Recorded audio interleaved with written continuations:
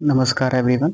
जैसा कि हमने आप लोगों से कहा था कि हम गेट पीवाईक्यू के क्वेश्चंस को सॉल्व करेंगे। तो उसमें गेट में हमने पहला सब्जेक्ट लिया है पावर प्लांट। जैसे कि आप लोग देख रहे हैं हमने पहला लिया है पावर प्लांट और उसमें हमने चैप्टर नंबर 1 लिया है कंप्रेसिबल फ्लो। ओके, तो इसमें पहला क्वेश्चन जो है चैप्टर 1 का पीवाईक्यू 2000 में आया है और ये 2 मार्क्स में आया है।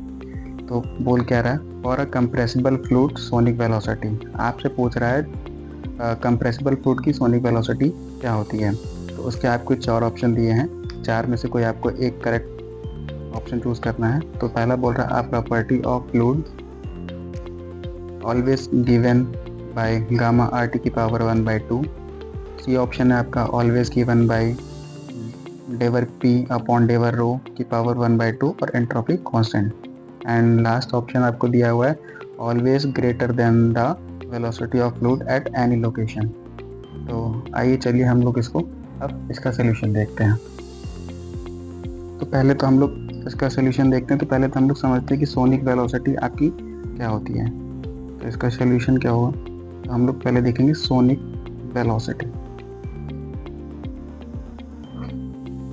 सोनिक वेलोसिटी को हम लोग वेलोसिटी ऑफ साउंड भी बोलते हैं। तो it is also called as sonic velocity और वेलोसिटी ऑफ साउंड। ठीक, तो हम लोग इसको सोनिक वेलोसिटी भी बोलते हैं, इसको वेलोसिटी ऑफ साउंड भी बोलते हैं। नेक्स्ट, जो हमारी वेलोसिटी ऑफ साउंड होती है, the velocity of sound, velocity of sound ये डिपेंड्स करती है, डिपेंड्स अपॉन द टेम्परेचर, ये आपके टेम्परेचर पर डिपेंड करती है and nature of steam, steam की नेचर पर डिपेंड करता है। ठीक है, तो जो आपका टेम्परेचर और नेचर ऑफ स्टीम पर डिपेंड करता है उसे हम लोग वेलोसिटी ऑफ साउंड भी बोलते हैं और सोनिक वेलोसिटी भी बोलते हैं। इसमें 2 केस आपके बनते हैं, एक आइडल गैस के लिए और एक कंप्रेसिबल फ्लूइड के लिए। तो पहले हम लोग देख लेते हैं कंप्रेसिबल फ्लूइड के लिए। तो in case of compressible fluid and sonic velocity, इसको हम लोग सी से डिनोट करते हैं। तो c is equal to root of del p upon del rho. ठीक है, और इसको हम लोग ऐसे भी लिखते हैं, c is equal to del p upon del rho की पावर 1/2 एंट्रोपी कांस्टेंट। ठीक है, ये आपका कंप्रेसिबल फ्लूइड के लिए हो गया।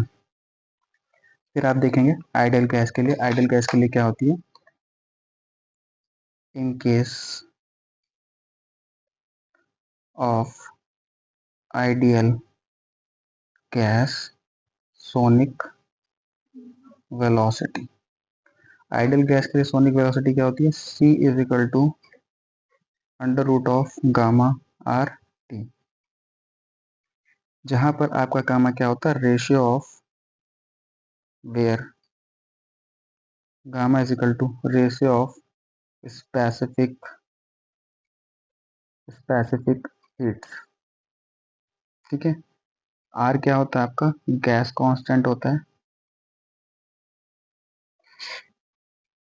आर आपका गैस कांस्टेंट होता है एंड टी आपका होता है टेम्परेचर। ऐसे यहाँ पे आपका वेयर पी, यहाँ पे आपका प्रेशर होता है और रो यहाँ पे डेंसिटी होती है, ऐसा आपका एंट्रोपी होता है। ठीक है, यहाँ तक किसी को डाउट है तो आप कमेंट में पूछ सकते हैं। अब चलिए इनके ऑप्शन पे चलते हैं कि हमको जो 4 ऑप्शन दिए थे उसमें से कौन सा करेक्ट है। तो हमें ये 4 ऑप्शन दिए थे। पहला option a property of fluid, this is wrong.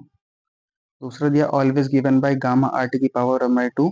हाँ, ये करेक्ट है बट इसलिए करेक्ट नहीं है क्योंकि इसमें कंप्रेसिबल फ्लूइड के लिए पूछा, और ये हमारा किसके लिए होता है, आइडियल गैस के लिए होता है।